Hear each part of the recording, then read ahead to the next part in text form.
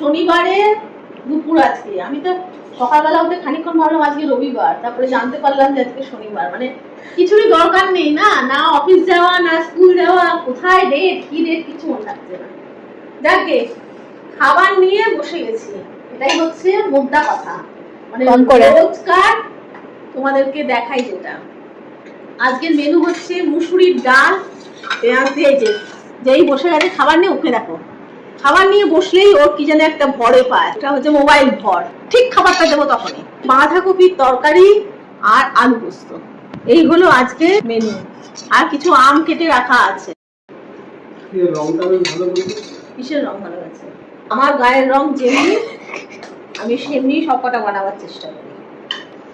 পছন্দ করে এনেছো এই গায়ের, হ্যাঁ জেকের একটা লাল কাঁচা লঙ্কা পাওয়া যায়, সেটা দিয়ে আলু পোস্ত বানিয়েছি। চলো খেয়ে নি। আরেকজনের